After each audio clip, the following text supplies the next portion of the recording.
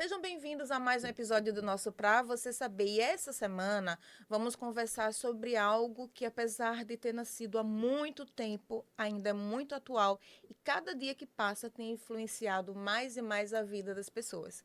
Quer saber do que eu estou falando? Fica aqui que a gente vai falar já já.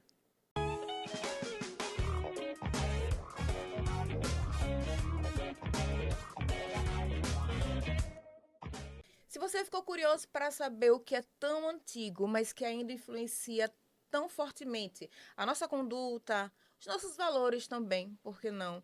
E principalmente o nosso modo de agir diante do mundo. Hoje é o agora. O ontem já foi, o amanhã ainda vai chegar, ou talvez nem chegue, mas a gente tem que estar fincado no hoje. A gente está falando do yoga, uma prática milenar, uma prática maravilhosa. E eu sou suspeita para falar porque eu amo. Voltei a praticar recentemente, mas eu trouxe uma pessoa que é expert no assunto para tirar, inclusive, as suas dúvidas, mitos e verdades a respeito do assunto. Eu estou com Luana Serafim. Luana, muito obrigada por ter vindo. Excelente professora de yoga. E vocês vão ver que ela é danada, minha gente. Obrigada, Luana, por ter vindo. Seja muito bem-vinda. Eu que agradeço esse convite para esse bate-papo tão gostoso, nesse lugar tão acolhedor. Oh, que lindo. Luana, ou Lua, posso lhe chamar de Lua? Pode me chamar de Lua. Lua, me fale um pouco sobre você.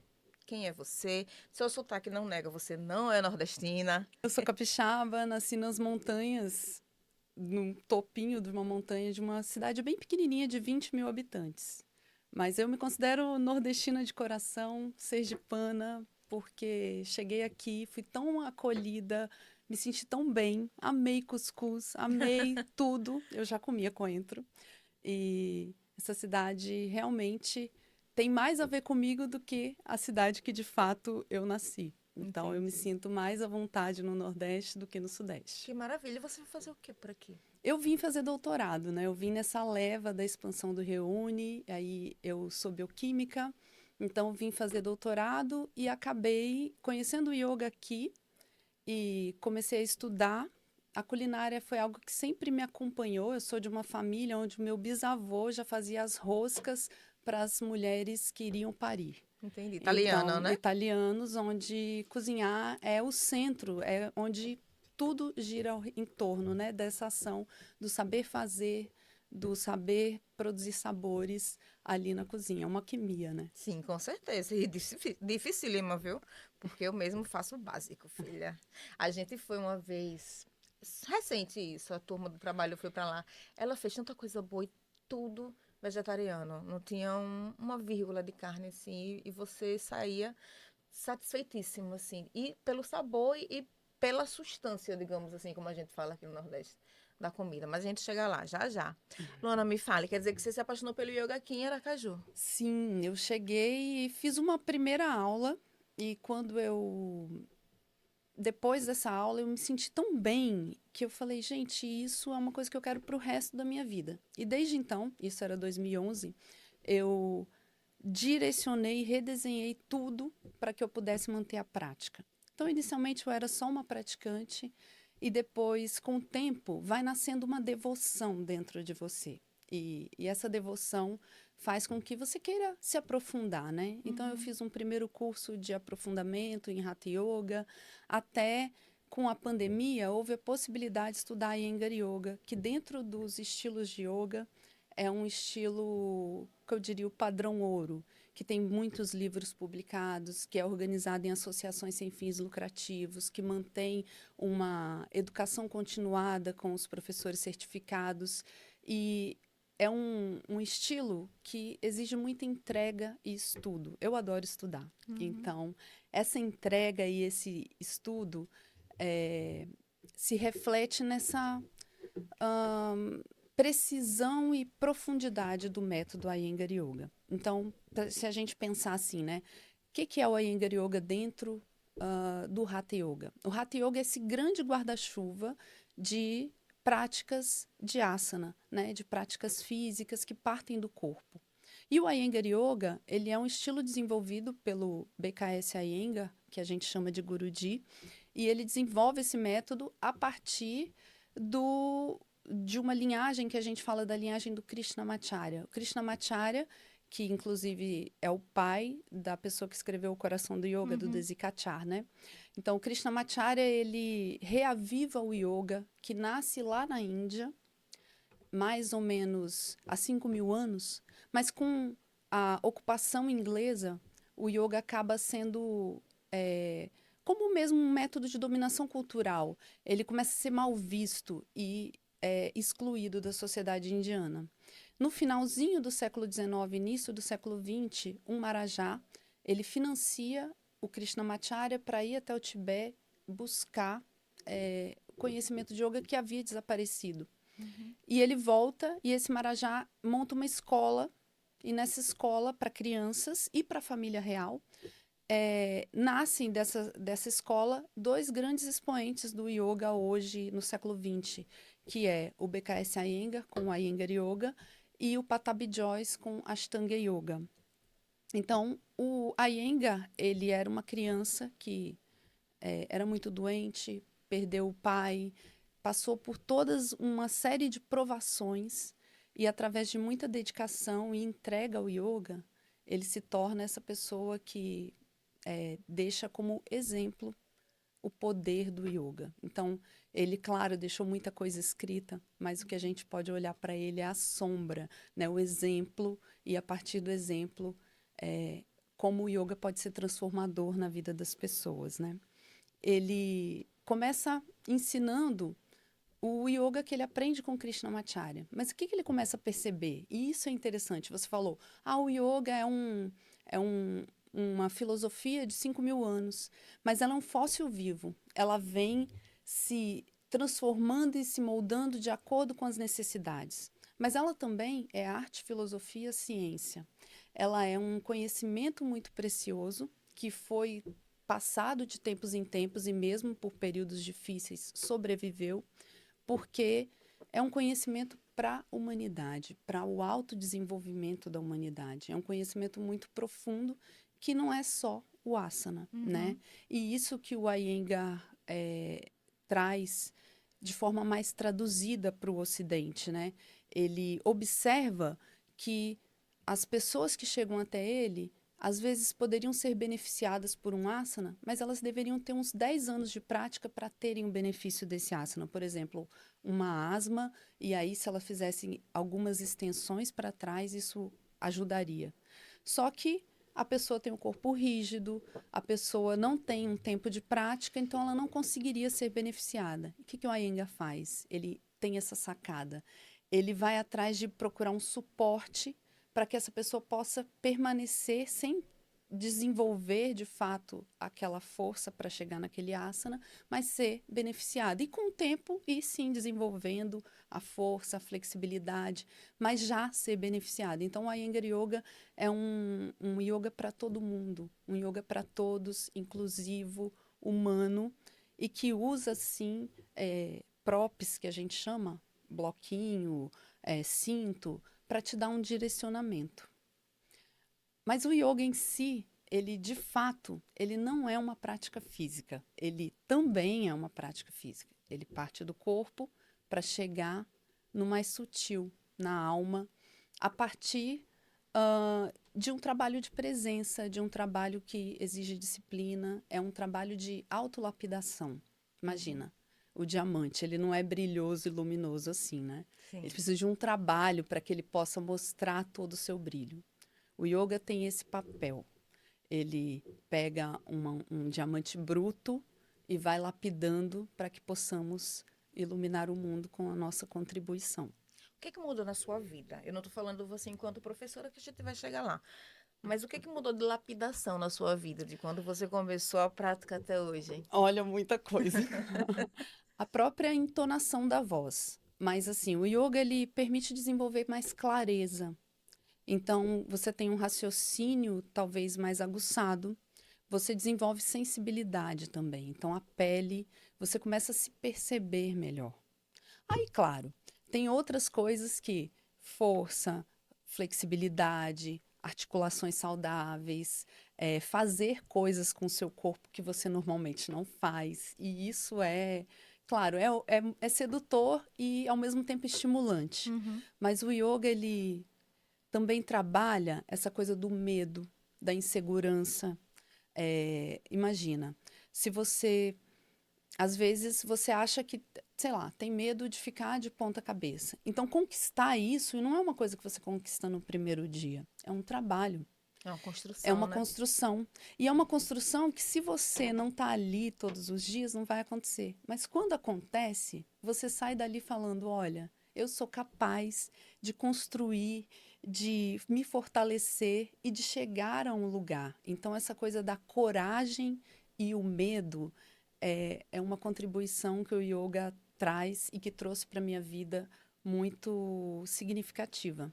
Eu acho que, desculpa te cortar, eu acho que também um dos benefícios é trabalhar em nós, que somos muito ansiosos, digamos assim, pelo próximo dia, pelo próximo minuto, o de estar ali, de você vivenciar. Porque também se você estiver na prática e você não tiver entregue à prática e presente, você não consegue essa construção de ficar de ponta cabeça, digamos assim, né? Eu vou estar por estar. Não é isso. Eu acho que yoga é presença, né? Yoga é o trabalho da presença e da entrega. Então, o que é a prática, né? Inicialmente, você olha para a prática, você imagina que é uma prática física, que eu vou ali, eu tenho que botar a mão assim, o pé assado, eu sustento e tal. Mas, na verdade, o que a gente está fazendo ali? A gente está desenvolvendo a sensibilidade e a gente está chamando a mente, que se interessa muito por estar em outros movimentos, para aquele momento. Então, pressionar o pé, sustentar sua coluna, observar sua respiração, são chamados para um estado de presença. É uma educação da mente. O yoga ele tem essa capacidade e essa proposta mesmo de convidar a mente para estar aqui de forma serena e atenta. Maravilha. Ô, Luna, você acha que deveria ser mais democratizado o ensino ou a prática? Porque, pelos benefícios que ele traz mesmo, por exemplo, deveria estar em escola pública, deveria estar dentro de escola, no geral. Me fala um pouco sobre isso. Qual a idade mínima para começar a praticar yoga? Existe, não existe? Me fala um pouco sobre isso. Ó, eu, como uma professora certificada de Iyengar Yoga, eu vou falar mais do Iyengar Yoga, que é um método muito fantástico e potente. E o Iyengar Yoga ele tem aulas para crianças e formas de transmitir o yoga para a criança com uma linguagem, tem livros escritos voltados para a criança, com essa perspectiva mesmo de que o yoga ele é para todos e ele é uma ferramenta que pode ajudar o autodesenvolvimento e de forma geral, socialmente, com certeza o mundo seria melhor se todo mundo praticasse yoga. Filosoficamente, né, começar a perceber a não violência ou praticar a não violência, a importância da verdade, né? A diminuição da cobiça, mas também o cultivo do contentamento. Para além de você ter pessoas menos ansiosas, pessoas mais presentes, mentes mais focadas, isso, claro, vai refletir no aprendizado e no desenvolvimento daquele ser humano. Então, eu imagino que seria muito importante, a gente já tem, né, o yoga no SUS como prática integrativa, mas a gente poderia ter programas nacionais que trouxessem o yoga para educação. Por quê? Porque isso desenvolve atenção, mas também isso traz uma outra forma de abordar questões que estão tão em alta hoje, como TDAH, né? Déficit de atenção, ansiedade, crises de pânico. E a gente está vendo que isso cada dia mais está voltado nas nossas crianças. Então, o Iyengar Yoga é uma grande ferramenta para isso. E a gente já tem exemplos, né? Para, por exemplo, o uso do yoga para adictos de álcool ou de outras substâncias, né? Então, é também uma ferramenta de fortalecimento, sabe? De desenvolvimento, que desenvolve moralmente, fisicamente, mentalmente. Traz uma força. Que legal. Houve uma época em que as pessoas buscavam muito. A yoga ficou popularizada como uma prática de atividade física, digamos assim. Isso está caindo por terra, né? Foi uma moda, já passou, graças a Deus, ou não? Então, voltando lá nessa história do yoga que eu comecei a contar, né? Então, quando o Iyengar mais ou menos começa a ensinar, isso é lá na década de 60, e é quando os Beatles vão para a Índia, né? E aí o Ocidente abre os olhos para o Oriente. E hoje a gente está se voltando de novo para o Ocidente, né? Para o Oriente, desculpa. A gente tem se voltado e olhado. E a cada dia você percebe que o Oriente tem muito a contribuir, principalmente para esse aspecto da presença, quando a gente está falando de uma sociedade superestimulada, Sim. para uma sociedade ansiosa, e o Ocidente é o maior exemplo disso, né? Então, é, quando chega na década de 60, aqui, chega uma coisa muito física. Por quê? A linguagem. A forma com que o Ocidente vê e enxerga as coisas é a partir de paradigmas diferentes que os indianos, os orientais enxergam o mundo, né? O Oriente tem uma tendência mais holística. Então, quando você olha o Iyengar Yoga, por exemplo, você imagina que é tudo só alinhamento. Mas não é alinhamento porque ele acha bonito ser alinhado. É alinhamento porque ele fala, você precisa estar pleno no Brahma Sutra, que é a linha de Brahma, que para ele é que a gente pode traduzir em gravidade, mas que seria esse alinhamento com o divino. Então, assim, numa presença, numa sustentação, não só do seu corpo físico, mas também do seu corpo mental, do seu corpo emocional, do seu corpo espiritual. Então, hoje, o que, que eu posso dizer? Que sim, a gente parte do corpo físico para um convite de lapidar esse corpo mental, para criar um espaço para o corpo emocional, para melhorar o nosso padrão respiratório. E isso está escrito no Hatha Yoga Pradipika. A respiração é o mestre da mente. Então, como eu posso ter uma mente serena se eu respiro curto e ansioso, né? Abdominal curtinho. Então, mas como eu posso respirar longo se eu não tenho espaço na minha caixa torácica? Então, primeiro eu abro um Até a postura da espaço, gente, né? crio Né? uma postura. Então, imagina essa simples postura de se sentar e sustentar a sua coluna. Isso a gente imagina que é só a postura correta, mas olha o que tem por trás disso. Os ombros girarem, o diafragma anterior se abrir, a respiração acontecer de forma mais macia. Quando isso acontece, quando você sustenta a sua coluna anterior, os órgãos abdominais ficam menos pressionados. Então, a circulação que banha cada célula também é melhorada. Então, melhorar o seu padrão respiratório, melhora o seu padrão mental, melhora o seu padrão de nutrição e funcionamento orgânico dos órgãos. E aí, consequentemente, você tem tudo melhor, né? Uhum. Assim, você tem pensamentos melhores, você tem. Então tá tudo interligado. Mas o corpo, ele é o nosso grande veículo nesse mundo, Sim. né? Nós habitamos um corpo e é importante que habitemos esse corpo com bastante honestidade e gratidão, né? Habitar um corpo no qual eu domino, eu ocupo. Senão, de que adiantaria a gente ocupar uma casa onde você só vai em 2 cômodos e a casa é enorme, né? Não. Se você tem Sim. uma casa plena, grande, bonita, o ideal é que você ocupe todos os cômodos. Me fale um pouco mais dessa ligação de posturas e melhoria de sintomas físicos.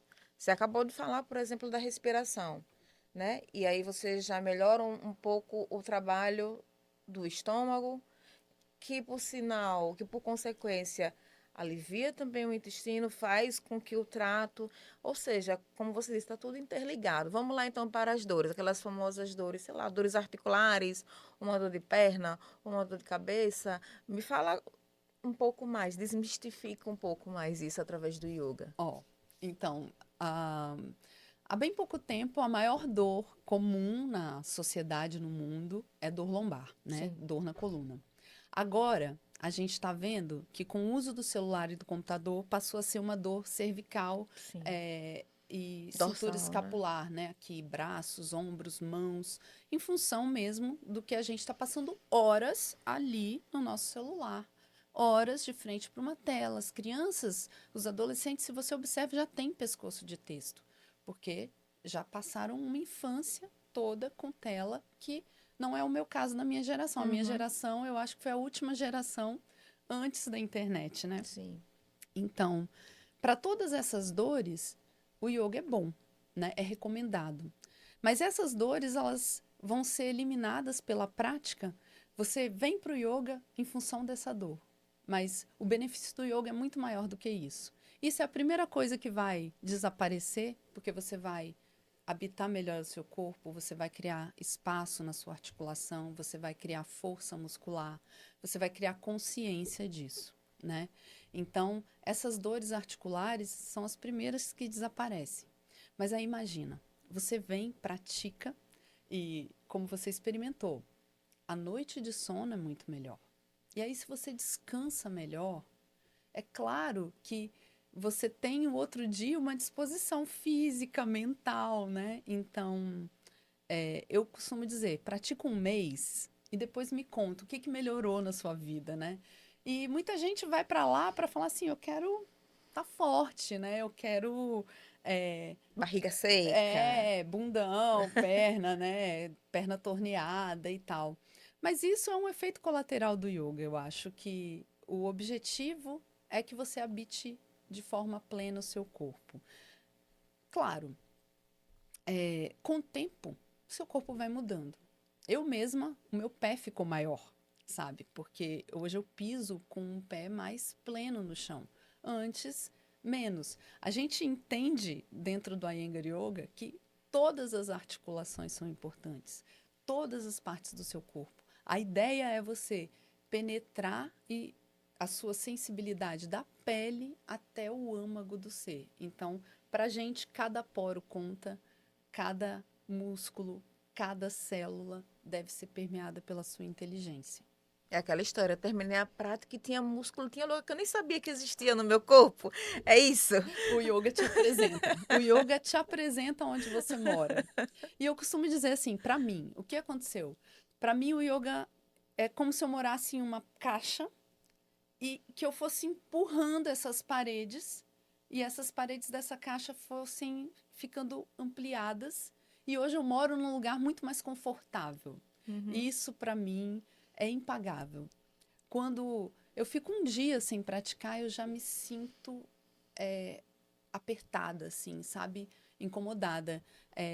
Isso é um fato, assim. Depois que você desenvolve amorosidade, devoção pela prática, todos os dias você quer fazer uma prática. Pode ser uma prática pequena, mas é uma dedicação, é um momento onde você vai ali, de forma muito humilde, se trabalhar, convidar a sua mente para estar ali. E eu acho que isso é tão importante, é uma das maiores riquezas da humanidade, a gente destinar tempo para se autodesenvolver. Porque a gente destina tempo para tanta coisa, É. né? Mas não pra gente, Mas né? não para a Para o nosso gente, bem-estar. para o nosso bem-estar, para o nosso autodesenvolvimento, para a Sim, nossa lapidação do nosso diamante. Porque essa lapidação só você pode fazer. com certeza. Muita gente diz assim, eu não vou fazer musculação então, vou fazer tudo pro yoga. Vou deixar tudo lá pro estudo de yoga. Pode ser, é correto ou não? Olha, Existem casos e eu casos. acho que existem casos e casos. Claro, com o passar do tempo, a gente tem notado que tem muitos estudos científicos mostrando como a musculação ela é boa e é importante. Por exemplo, com o tempo você vai perdendo massa muscular. A gente está falando aqui de uma prática para a construção de músculo. Mas a musculação sem alongamento ela é ruim, né?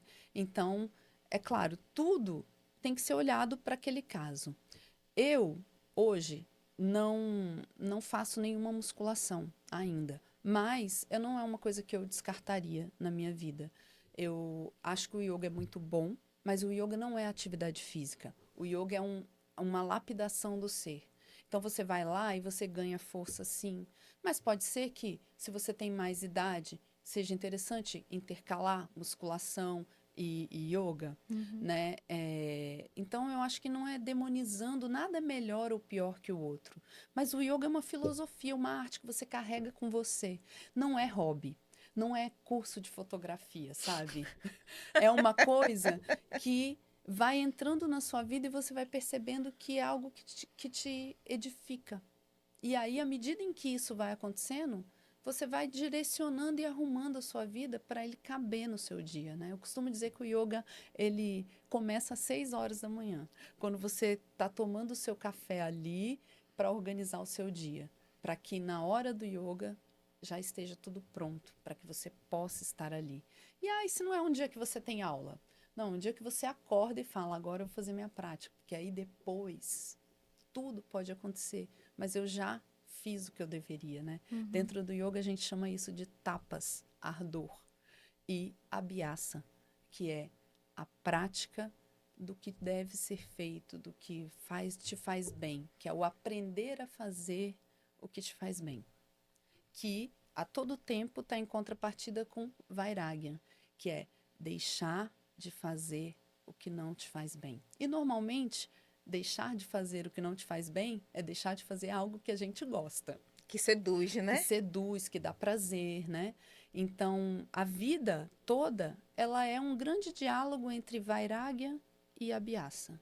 Fazer o que deve ser feito e deixar de fazer o que não deveria ser feito, né? Tudo isso com o quê? Com disciplina, com amorosidade, com ardor, com autoestudo, com devoção, né? E tudo isso junto cria um certo contentamento, que é o cultivar esse contentamento, de estar feliz por entender o que de fato é importante, né? Uhum. E aí talvez esteja o grande fio, assim, a clareza, né? O yoga, ele quer que você não desenvolva inteligência, apesar do que você me perguntou o que o yoga fez, e para mim, para as minhas aulas, eu era professora de bioquímica, me ajudou muito. Achei que eu fiquei mais inteligente, mais direta, mas o yoga, ele quer que você desenvolva clareza. Clareza da presença, do tempo, do seu papel, do corpo que você habita, dos seus hábitos, né? De você não ficar refém dos seus hábitos, de você ter essa capacidade de se observar e falar o que eu preciso hoje, o que eu deveria fazer. Tem todo um diálogo aí sempre do abrir mão de algo, talvez, e desenvolver uma nova habilidade, desenvolver uma nova estratégia para você se lapidar. Traduzindo isso tudo que ela falou agora para um ditado bem rasteiro, que não é para ser comparado, tá? Mas que a gente usa muito. Quem faz o que gosta é criança, adulto tem que fazer o que deve ser feito. Pois Mais é, ou menos isso. mais ou menos Mais isso. ou menos isso. Me diz uma coisa, tem como ser um yoga personalizado? Numa turma que tem, sei lá, 10 pessoas diferentes, consegue ser personalizada aquela aula? Olha, sim, no Iyengar Yoga, a gente é um yoga para todos, mas se você tem uma questão na cervical, sua prática vai ser diferente. Se você tem uma questão na lombar, sua prática vai ser diferente, né? Mas você pode fazer os mesmos asanas, mas a gente vai adaptar para a sua questão. A riqueza do método Iyengar tem toda uma peculiaridade para o feminino. Então, assim, a gente tem uma prática voltada só para o ciclo menstrual. Então, uma proposta de sequenciamento dos asanas para cada semana do seu ciclo. Para quando você está no seu período ovulatório, na fase folicular, com toda energia. Então, vai fazer muitos asanas de apoio sobre os braços, extensões, que a gente ama, né? Mas também, quando você está se sentindo pouca energia, peso, sabe? Aquele dia que está tudo difícil, que qualquer coisa já te abala, Uhum. sabe? Então, a gente tem toda uma prática para diminuição de tensão pré-menstrual, de tensão emocional, uma prática restaurativa. Às vezes, a gente vem de uma sequência muito exigente do dia a dia. E a gente tem uma prática restaurativa que é para restabelecer as forças. Uhum. Agora, como que funciona de forma geral para uma turma, né? Ó, a gente segue eu pelo menos, o Iyengar Yoga ele tem um sequenciamento inteligente das posturas. Então, as posturas não são ao acaso. Uma vem depois da outra porque eu quero tocar o seu corpo mental através delas. Mas na primeira semana a gente trabalha os asanas em pé. Na segunda semana a gente trabalha as posturas, os asanas são as posturas, tá, gente? Os asanas sentados e as flexões à frente. Na terceira semana, a gente trabalha mais extensões para trás, que são as curvaturas para trás, e as torções. E na última semana, eu trabalho mais invertidas e pranayamas, que o pranayama é um ouro, que são os exercícios respiratórios. Bom, então eu tenho uma lógica para seguir, né? E eu tenho adaptações dentro dessa lógica. Agora, o que a gente quer? A gente quer que você vá para a aula, aprenda o método e desenvolva sua prática pessoal em casa. Por quê? Claro que hoje vai ter uma pessoa que está no período menstrual e vai ter uma pessoa que não está. E aí a prática para essas pessoas é diferente, né? Então, na aula, o que a gente faz é adaptar. Fala, olha, quem está no período faz assim, que a gente respeita muito o ciclo menstrual. A gente quer, durante o ciclo menstrual, criar espaço, criar quietude, para que o fluxo aconteça de forma mais agradável. Então, a gente tem prática que tira a cólica com a mão. Oh, delícia! Esse vocês têm que conhecer, gente, porque assim, a prática para o período menstrual realmente é transformador para as mulheres que não conhecem, porque cria uma relação mais amistosa com o nosso ciclo e depois passa a ser uma relação super amorosa, né? É, então, de forma geral, sim, a gente pode adaptar e pessoas podem ter níveis diferentes. Então, eu também posso aumentar a exigência do determinado asana para quem já tem uma prática mais avançada e deixar uma preparação para quem é um iniciante daquele primeiro dia. Você falou agora sobre ciclo menstrual e aí me veio à cabeça a endometriose, né? Que é uma coisa extremamente dolorida, né? Que é limitante, digamos assim, né? Quem tem sabe, a gente já falou aqui sobre a endometriose em outro programa e assim, é uma coisa que às vezes não é diagnosticada com facilidade, mas que deixa meio mundo de amarrinhas, né? Limita muito a mulher. O yoga, como é que ele pode agir dentro disso? Se a pessoa chega e diz, olha, Lu, eu tenho endometriose e eu não aguento mais, e os meus ciclos são péssimos, e eu só volto sair correndo pelado no meio da rua. Pelo amor de Deus, me ajuda.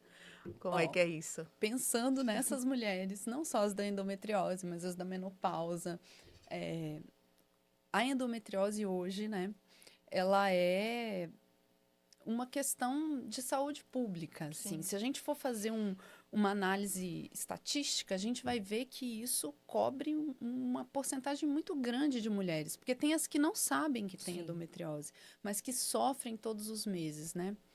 É, o que eu penso da endometriose? Que seja nós mulheres que estamos se distanciando do nosso feminino num sentido de execução, de estar ali para fora, para o mundo, e o mundo é masculino, né? Ele é regido aí por toda uma coisa que nós queremos fazer. E não quer dizer que a gente não possa. Isso não tem a ver com a mulher pode fazer isso, o homem não, não tem a ver com isso.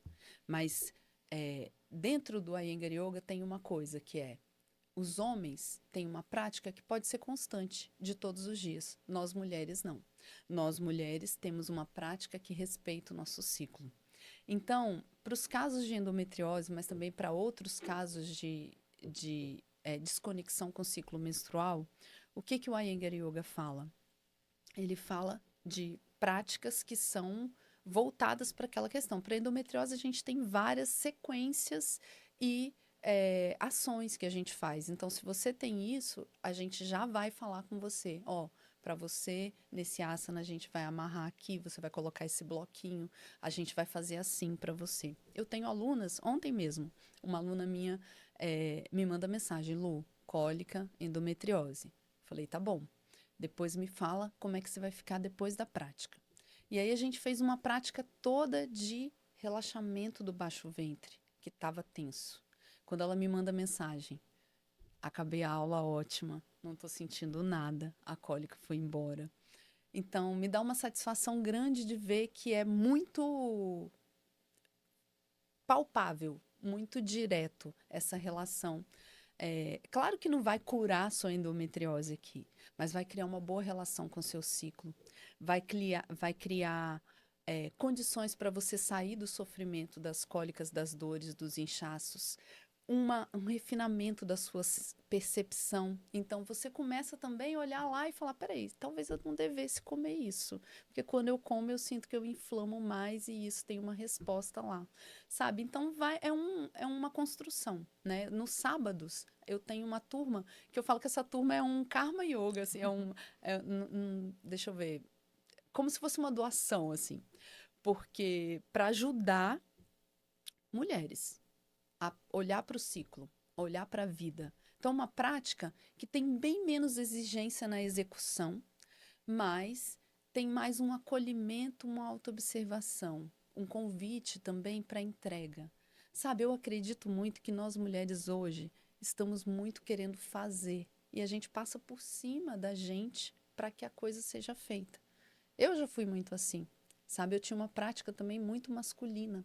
E aí eu tive que aprender com isso, né? Eu fui diagnosticada com endometriose e aí foi reobservar o meu ciclo e reviver tudo para hoje estar completamente em paz. Hoje eu não tenho queixa nenhuma, hoje eu estou muito feliz, assim. Mas houve isso, houve esse negócio de observar o meu ciclo e respeitar o meu ciclo. Celebrar um período menstrual, tipo, que bom ela aconteceu, mas também celebrar a ovulação, celebrar cada fase de nós mulheres, porque assim, hoje o que a gente mais tem é gente que não menstrua, né? É, medicamentos, e claro, tem gente que precisa, mas eu quero chamar atenção aqui para a lógica da gente entender que por que nós somos cíclicas? A vida depende desse ciclo, desses ciclos, né? Então, esse poder de gerar vida não pode nos colocar num lugar pior. Tem que colocar a gente no lugar mais sagrado que existe, né?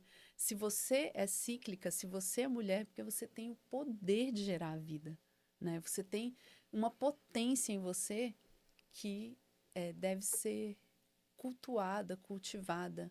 E o yoga ele pode te ajudar a criar essa relação positiva. Pessoas com mobilidade reduzida, pessoas com deficiência, elas também podem fazer yoga? Podem fazer yoga e devem. Eu tenho um aluno, vou falar o nome dele, o Glauco. Ele é um querido. Ele tem paralisia cerebral desde a infância. E ele chegou lá falando: Olha, eu luto jiu-jitsu, mas eu estava pensando aqui, eu acho que o yoga vai me ajudar. E ele chegou lá, não sentava direito. E ele saiu na segunda aula já sentando e sustentando a coluna. Então, isso foi um, um nossa, olha só, pode te ajudar. Então, a gente tem lá equipamentos e coisas, por exemplo, o cavalo, que te ajuda a sustentar, né? Esse método ele é tão rico que ele tem tudo, suporte, tem fotos do Guruji Iyengar fazendo um trikonasana em uma mulher que só tem uma perna, com um apoio, sabe? Eu tenho também uma amiga que perdeu a mobilidade da cintura para baixo em função de um ataque autoimune e a gente fazia práticas juntas e é muito bonito ver como que isso ajuda ela a outras ações, assim, a voltar com o movimento da mão, né? Claro que essas práticas, quando eu tenho um caso mais específico, eu preciso de uma aula particular, não pode ser uma aula regular, Sim. porque é um lugar onde a gente tem uma atenção voltada para isso. Então, a Iyengar Yoga ele é tão interessante e generoso, porque talvez isso seja o que me deixa mais tranquila no mundo quando eu vou dormir assim, que aconteça o que acontecer, eu tenho o yoga para navegar em mares turbulentos ou mares calmos, mas é uma ferramenta que eu levo comigo, que me fortalece. E eu acho que diante dessas dificuldades, né, a gente já pegou casos de pessoas que conquistaram movimentos, mas que também superaram a dor. Eu tenho uma aluna que ela caminhava 100 metros e parava de dor na coluna. Então, ela não conseguia comprar pão. E ela, uma mulher muito inteligente, com um cargo muito bem posicionado na nossa sociedade. Então, imagino que é você não conseguir comprar pão se você é uma mulher poderosa, que fala várias línguas, que, né? E o Iyengar Yoga, hoje ela fala assim, eu vim aqui e esse lugar foi um lugar de cura. Eu cheguei aqui sem conseguir andar direito e hoje eu caminhei 4 quilômetros, né? E hoje eu fico sobre os meus braços e me equilibro sobre a cabeça e os braços, né? Em Shishasana. E hoje eu faço coisas que eu nunca imaginei que eu faria. E isso é muito gratificante, né? E você olha, eu falo, olha, isso você que construiu, né? Você que construiu. A gente ficou aqui, a gente guiou. O Flor, a gente como professora, né? Mas a construção é essa dedicação. Essa minha aluna vai todos os dias. Ela entendeu o que o yoga poderia trazer para a vida dela, né? Foi através da dor. Antes não fazia nada. Quando não é pelo amor, é pela É dor, pela né? dor. Quanto tempo mínimo para fazer? Mínimo assim, por semana, por exemplo. Uma vez só, uma prática só por semana é suficiente? Ou seriam duas? Existe isso? Olha, é claro que você praticar uma vez por semana é melhor do que você não praticar nenhuma. Uhum. Mas o que que é o ideal? O ideal é que você pratique todos os dias. Ah, Luana, todos os dias eu vou no estúdio? Não. Você pode fazer 15 minutos da sua prática pessoal e ir ao estúdio. O que mais tem são alunos que começam com 2 vezes na semana, que é mais ou menos o que as pessoas pensam em musculação ou qualquer atividade física. Só que depois elas vão percebendo uma melhora no sono, na ansiedade, na vida, no comportamento. As emoções se acomodam melhor dentro daquele ser que elas falam, eu vou aumentar para 3 dias. E aí eu tenho alunos que vão todos os dias, porque conseguem encaixar isso ou trabalharam para desenvolver esse espaço na sua rotina. Então, assim, o yoga, eu digo, quanto mais, melhor. Me fala um pouco agora sobre a sua formação. Me fala da sua certificação, que teve que estudar muito. Você foi para a Índia também, não foi? Olha, Me fala um pouco agora desse seu lado. Me fala sobre como você se certificou nesse método tão lindo.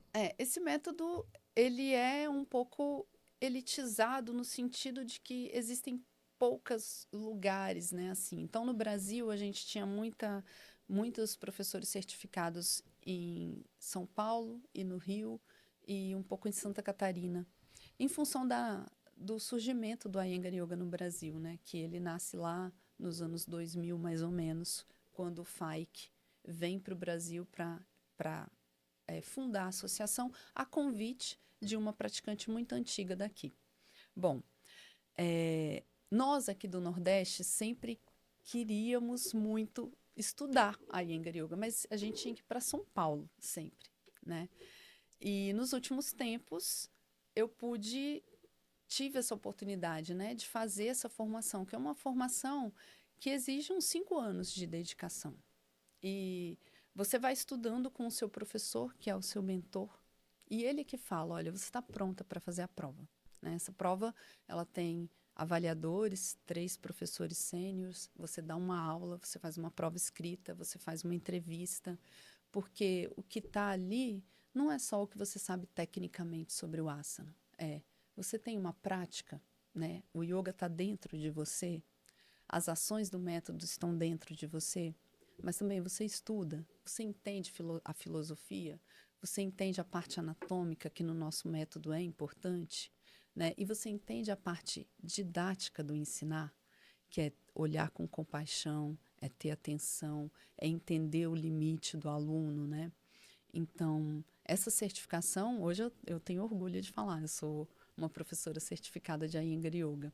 Para você ter uma ideia, no Nordeste a gente tem eu aqui no Sergipe, a gente tem 2, 3 pessoas na Bahia, a gente tem o Fernando e a Nicole no Recife, a gente tem poucas pessoas. O Iyengar Yoga é uma bolha que a gente se conhece muito, assim, né? E agora, sim, tem se desenvolvido, né? Na Paraíba agora tem uma amiga que acabou de certificar também. No Rio Grande do Norte agora tem a Monique, a Tânia na Paraíba. Então, Então, a gente fica muito feliz de ver um método que, para mim, tinha que estar em todas as escolas, né? Que não tinha que ser algo tão refinado ou talvez tão elitizado no sentido de poucos, mas o que a gente quer é essa interiorização.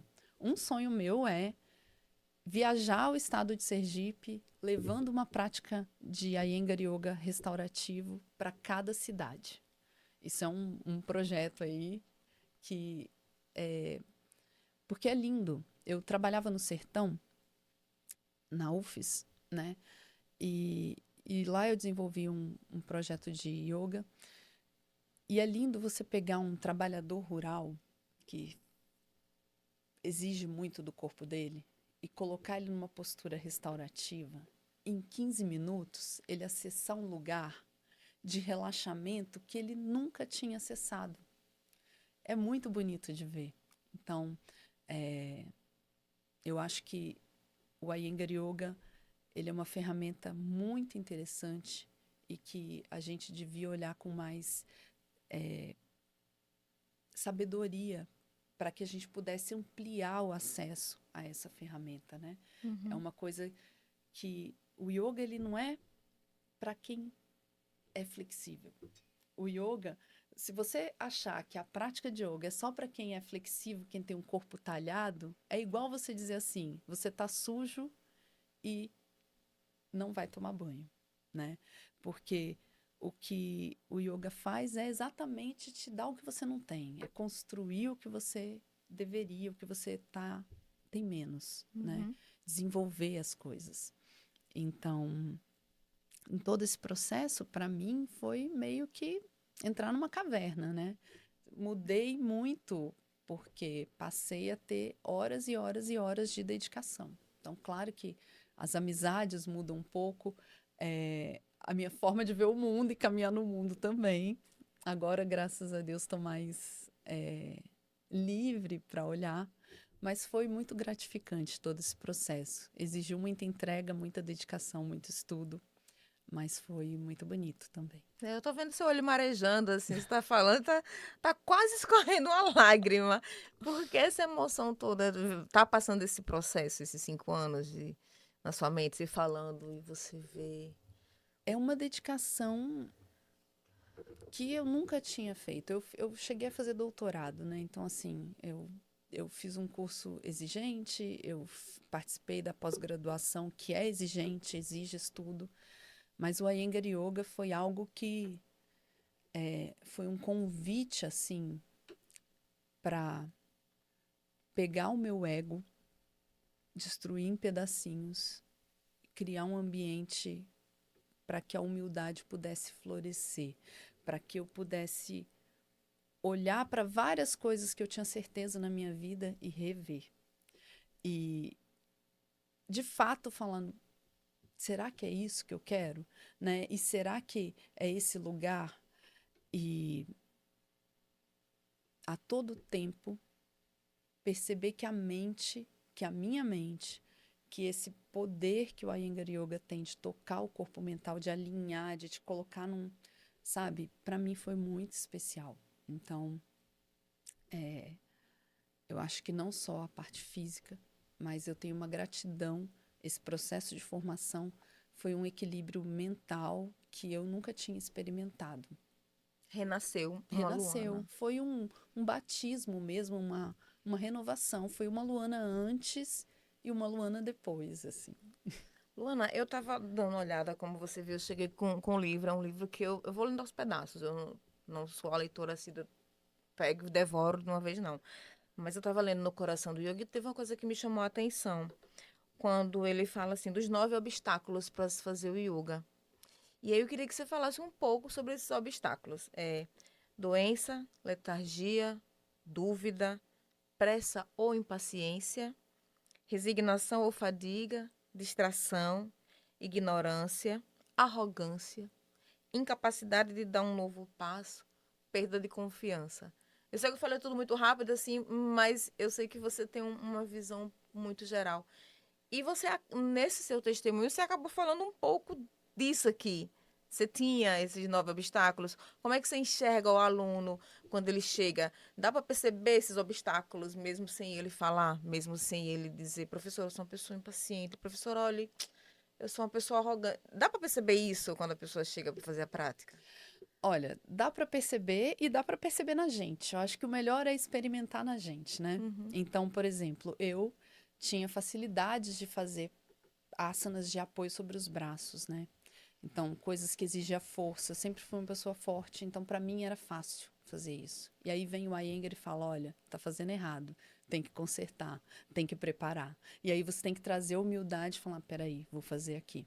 Mas tem também esse aspecto que é a preguiça, né? Então, se você não dorme cedo, você não acorda cedo. E se você não acorda para fazer sua prática cedo, o mundo tem infinitas coisas para você resolver, né? A gente sabe das demandas do dia a dia hoje em dia. Então, essa coisa de perceber, por exemplo, tá aqui numa festinha, é, dorme tarde, muita gente, interação, quanto a minha mente fica dispersa e o quanto eu perco aqui de energia no outro dia, como é que era a minha prática para eu estudar, né? Então, não estou dizendo que as pessoas não possam sair, não possam. Não, pelo contrário. Mas perceber o quanto isso influencia no estado mental te ajuda a escolher melhores. O melhor, onde você vai, Com quem você com quem vai? você vai, qual o tempo que você deve ficar. Então, talvez todos esses aspectos, né? A gente percebe, você às vezes não quer é, mudar a forma que você faz um asana, ou você não quer é, dar um passo atrás. E às vezes isso é muito interessante, porque às vezes você faz muito bem um asana e a vida te convida a falar: peraí, agora eu tenho que dar um passo atrás, eu não posso ir tão profundamente. E isso é também uma forma de lapidação, né, desse ego, dessa exibição. Então, talvez não seja por aí, né? E isso às vezes vem por uma lesão, vem por uma questão da vida, né? Então, a preguiça é algo que a gente tem que observar, a soberba também ali. Mas tem uma coisa que eu acho que é a doença, né? A doença é a primeira coisa que o asana faz, né? A gente pratica para livrar da doença, para te livrar da fraqueza, das coisas que estão perturbando a sua mente. Porque no final, a gente não falou, mas eu vou falar agora isso. Existe um tratado, né, que reúne toda a sabedoria do yoga, que é o Yoga Sutra de Patanjali. Sim. Então, quem foi Patanjali? Patanjali foi uma pessoa, talvez mais de uma, mas que em 500 ou 200 antes de Cristo sistematiza toda a filosofia do yoga escrita. Que vem dos Vedas, né? Então, antes essa sabedoria era oral. E aí Patanjali vai e escreve isso. E isso é que salvou esse conhecimento, porque a sociedade estava mudando, eles estavam vendo que esse conhecimento estava se perdendo. Patanjali vai e escreve isso. E o que Patanjali fala? Ele fala que Yoga Chitta Nirodha, o primeiro sutra. Então, o yoga é a cessação das flutuações mentais.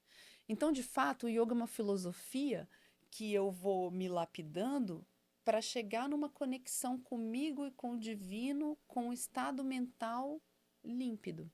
O que a gente chama de chitta vritis, né? Que são vários pensamentos que te atravessam, uma mente flutuante que te impede, às vezes, de ter clareza de observar uma coisa, que te impede de elaborar questões, que te impede de permanecer no asana, que te impede de dizer de forma clara o que você precisa, ou de dizer de forma clara o que você não quer que façam com você, né?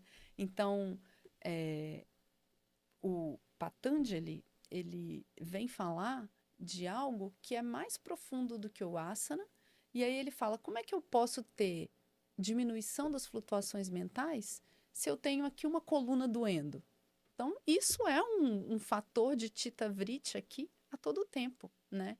Então, eu preciso me livrar disso, dessa doença, dessa questão, para que eu possa, de fato, alcançar algo que seja mais profundo, né? Uhum. Então, realmente todos esses impedimentos, é Patanjali que descreve, Sim. né?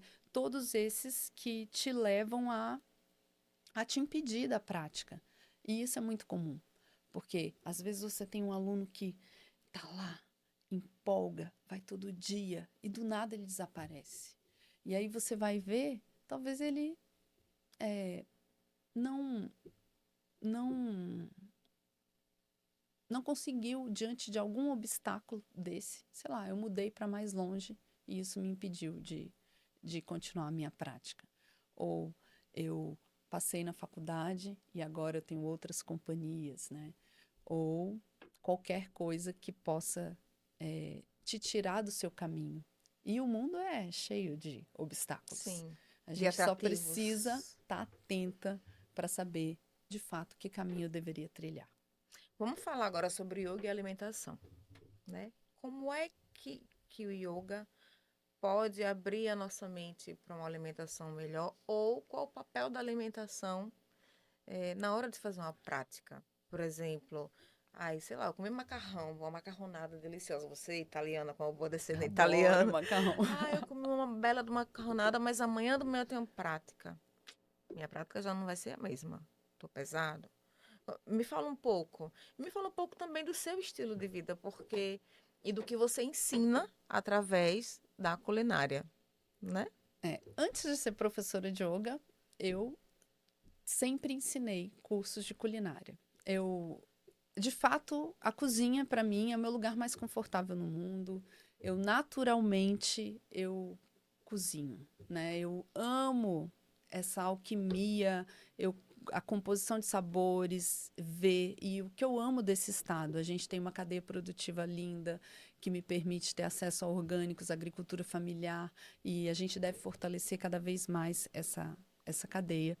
Mas diante disso aqui, eu posso criar várias coisas na cozinha que eu amo, que isso tem aqui, e eu sou muito grata. É,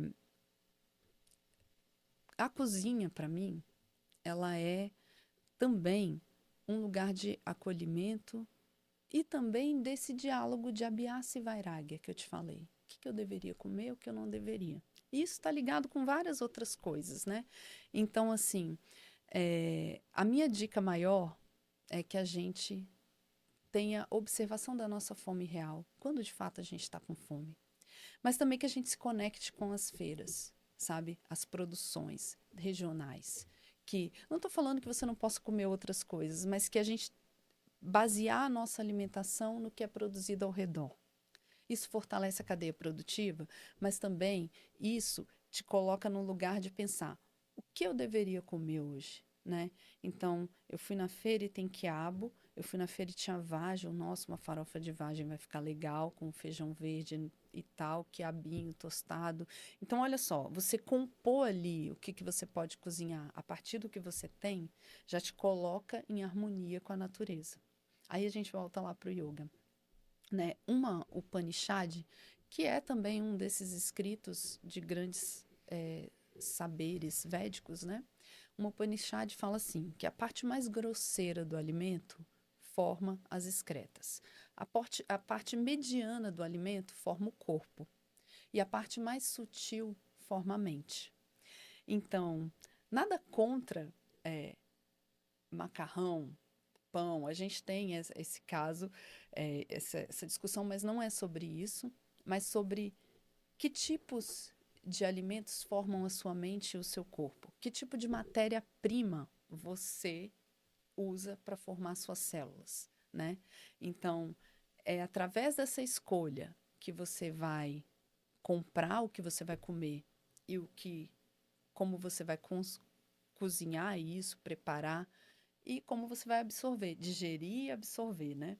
Então tem essas três saberes ali, o de onde comprar, o de como fazer e o como eu vou digerir e absorver, vai determinar muito como que você vai ser constituído. Sim. Então, só bioquimicamente, mas de forma sutil também. E desenvolver essa sensibilidade do yoga te faz perceber assim, será que eu ontem comi demais? Podia comer menos, né? E a gente, é difícil a gente julgar isso, né? Não tô falando que eu não como às vezes mais. Não. Gente, isso é algo para todos os seres humanos, É. né? É É algo inerente ao assim, ser humano, é né? inerente. E cabe a nós lapidar isso daí, né? Agora, para a prática, eu devo comer? Não, né? Vem para a prática em jejum. Toma um chá, sabe? Uma coisinha, o estômago vazio te permite torcer melhor. E aí, depois da prática, sim, come, sabe? Mas o que que eu tenho experienciado durante esse tempo de viver o yoga e viver a cozinha de forma verdadeira? Eu observo que os dois andam juntos, porque eu estou aqui lapidando o meu ser no yoga, mas eu também tenho que determinar o que vai me formar, né? Eu tenho que entender o universo que me envolve aqui. Porque às vezes a gente está muito ligado numa coisa de, ai, salmão ômega 3, sabe? Onde esse salmão é produzido? Qual o impacto disso, né? Então, tudo isso está ligado a uma harmonia ao redor do que te cerca, né? Então, o que eu percebo é que cada dia mais a gente tem que se aproximar do que é natural, do que é produzido ao redor, do que sustenta socialmente, ecologicamente a nossa a produção, né, a disponibilidade de alimentos. E isso às vezes passa por observar valores que muita gente acha que alguns alimentos não têm valor, né? E eu acho que assim, a gente está. O Nordeste é maravilhoso com isso, né? Coco, para mim, é um alimento divino e a gente tem um monte aqui, né? Feijão verde, que é algo que, coitado dos sudestinos, não tem acesso. E assim, a gente tem uma coisa tão rica, né? E no estado do Sergipe, que eu hoje conheço todo mundo que produz, eu tenho uma imensa gratidão, assim. Então, eu queria feijão fradinho, orgânico, aí eu vou ligar para Dona Cida. Dona Cida, você tem? Ela, ai, tenho, lá de Lagoa da Volta. E, e aí ela manda para mim, sabe? Então, talvez você ter essa relação mais íntima com a cozinha te faz ter uma relação mais íntima com o ambiente.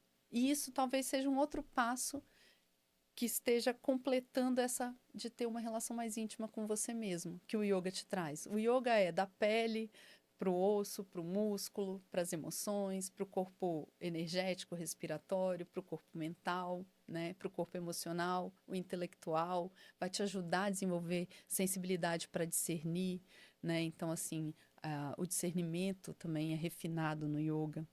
E isso vai se refletir em um ato que é fundamental para a vida, né? Como é que eu faço ali para comer, para escolher, para sustentar esse estilo de vida? É algo para a gente se pensar. A gente está num momento de pensar na sustentabilidade do planeta, enquanto somos, né, nessa, talvez, ter mais clareza, né, de que é fundamental para ser sustentável, para não adoecer, né? Diante de um momento crítico. Para mim, que sou culinarista, que amo comer, é, é crítico a gente pensar uh, nos aplicativos de pedir comida, né? Assim, que é um feed infinito de opções. Às vezes a gente gasta 40 minutos para escolher uma coisa. E aí daria tempo de você fazer a sua própria comida. Não estou falando que você não possa comer fora, eu acho que sim, mas eu também acho que a gente não pode abandonar os saberes Uhum. da cozinha. Entender essa lógica de como que é importante a gente ter contato com o alimento, a gente ver a beleza, nós termos do mesmo jeito que eu tenho um espaço para prática de yoga, um momento do meu dia, eu também tenho um espaço na minha semana no qual vou cuidar de mim, no qual eu sei o que é fundamental. E aí, talvez isso não possa ser destinado a outra pessoa fazer por mim, porque é fundamental que você olhe para aquilo, que você tenha acesso àquilo, né? Que você determine ali o que vai entrar dentro de você. Então, para quem não cozinha, eu sugiro que Comece fazendo uma coisinha por semana para você, né? Isso cria afeto, isso cria amorosidade, isso cria relação entre as pessoas, isso cria conexão com a natureza, isso fortalece as cadeias produtivas. Então, tem muita coisa por trás desse ato, né? Uhum. O que a gente não falou de yoga? Que você disse assim, não, ela ia me perguntar e acabou não nem passando por perto. Menina, você sabe que eu falei aqui um montão, né?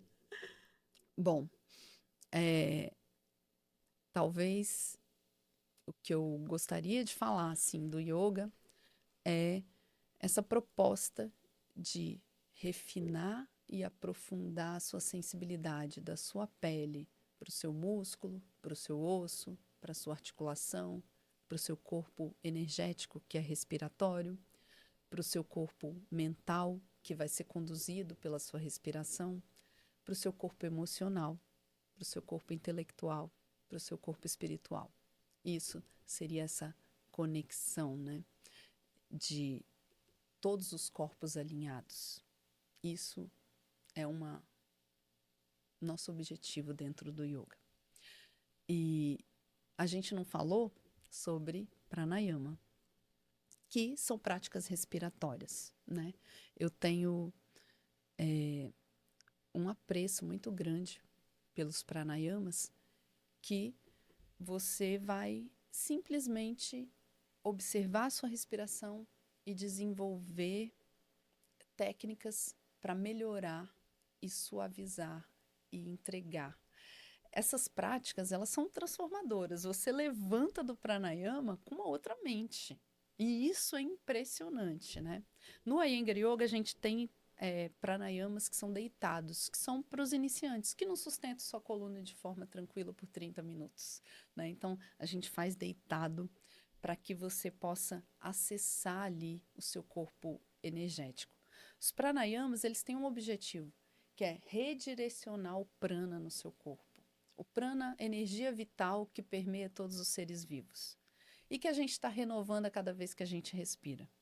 E que a gente vai perdendo a cada momento que a gente envelhece. E que pode ser otimizado, sabe? Então, quando você pratica os pranayamas, você percebe uma mente mais presente, você percebe meio que uma ferramenta, um poder mesmo que você tem ali de quietude, de silêncio interior, de chegar num lugar que você tem, mas que você nunca foi. Então, talvez falar dos pranayamas tenha sido esse... A coisinha que faltava, assim, né? que eu Pra acho. gente completar. Uhum. Se você tivesse que... Se alguém chegasse e dissesse, Luana, eu vi o podcast, mas resuma pra mim, em uma frase, por que eu deveria praticar yoga? Em uma frase. Poucas palavras. Mas aquela frase, assim, de convencimento. A frase certeira, assertiva e sedutora. Todos os seres têm uma contribuição no mundo, né? O Sirihan fala isso. Todos os seres são fundamentais para a grande sinfonia da vida. O yoga ajuda a retirar o véu que existe entre você e o mundo, permitindo que a sua luz possa contribuir para o mundo. Então, por que você deveria praticar yoga? Para mostrar o seu brilho de forma genuína para o mundo. Aí chega um chato, cético, e diz assim, isso tá com cara de religião. Isso tá com cara, assim, de... Aí o que você diria? Eu diria que é a lapidação do ser, né? Essa luz, Independente essa independe de religião, contribuição né? De templo.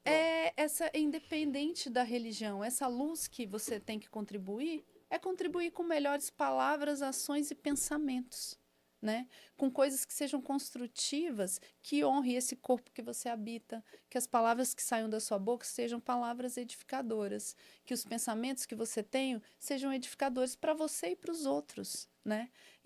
Independente, não tem nada a ver com religião. Inclusive no yoga, tem sim uma coisa falada, a entrega total ao divino. E que divino é esse? O seu, né? Então eu acredito nisso, é nesse lugar, né? No yoga, É importante que você tenha uma fé. A fé no que você acredita. E não é específico, não tem um Deus específico, mas é o seu. Ele fala que essa fé é importante também para que você possa trilhar o caminho. O yoga é uma filosofia de autolapidação, né? De automelhoramento, autodesenvolvimento, que não tem a ver com religião, né? Mas, sim, ele estimula que você acredite no que você acredita. Então, se você não acredita em nada, enfim, você continue acreditando nisso que você acredita. Mas se você acredita em uma força superior, seja ela qual for, mantenha-se nesse caminho. O yoga não quer se colocar diante disso. Vamos caminhar para o final, porque senão a gente vai ficar aqui conversando, conversando e falando sobre as que não são divagações, mas que parecem divagações, mas é filosofia, né? Do yoga. 5 palavras eu vou jogar para você e você vai me falar o que vier à sua mente, Tá bom. certo? Deixa eu pensar aqui. Alimento, Matéria-prima para te formar. pensamento, Edificante. amor, O sentimento que pode transmutar todos os tipos, todos os outros. Índia. Um sonho. Deixa eu ver, falta uma. Yoga, o básico. O alicerce da minha vida. Que lindo. Luana, o que é que você quer deixar de recado? Olhando ali para quem está do outro lado. Quer fazer. Quem quiser te encontrar, como te encontra? Quais as redes sociais? Fala um pouco. Olha, Fala um pouco do estúdio, né? Do a Flor. gente, o Flor é um espaço pensado para manter a chama do yoga acesa em Aracaju. Nós temos mais de 20 anos, mas desde 2018 a gente está no nosso cantinho, né? É um espaço acolhedor, voltado para todos os tipos de pessoa. A gente está localizado ali no Luzia. Você pode entrar em contato pelo WhatsApp, mas pelo Instagram você fala com a gente. É @Flor de Lótus Yogachala. Você pode falar comigo também, Lua Serafim. E Serafim com PH, né? Serafim com PH e M no final, né? Essa coisa do anjo Serafim, lembrem disso. E a gente está aberto lá com aulas de yoga regular, com aulas aos sábados voltadas para as mulheres, para essa reconexão com os ciclos femininos. E a gente disponibiliza cursos de culinária para que você possa reconectar ou reorganizar a sua rotina, né? O que eu tenho muito lá nesses cursos de culinária? Não é um curso voltado para ser gourmet, mas sim para melhorar o consumo de vegetais com prazer, repensar saladas, molhos, para que isso deixe de ser um sacrifício e passe a ser algo prazeroso na sua vida. Que ótimo. Muito obrigada por ter vindo. Assim, amei demais. E foi de bate e pronto, tá? Luana, vamos? Vamos. Vamos. É para falar do yoga? Vamos. Então, assim, eu amei. Espero que você possa vir outras vezes. A gente vai buscar mais coisas. De repente, sei lá, uma viagem que você fez, uma nova certificação, um assunto que tenha da moda que esteja muito ligado para o yoga. Enfim, a gente vai continuar se falando. E eu espero que vocês tenham gostado, eu espero que vocês tenham entendido um pouco do que é o yoga, da filosofia do yoga, dos benefícios que ele pode causar na sua vida, na sua mente. E é isso. Eu espero que você tenha gostado. Bota nos comentários, convida um amigo para assistir e até o próximo episódio.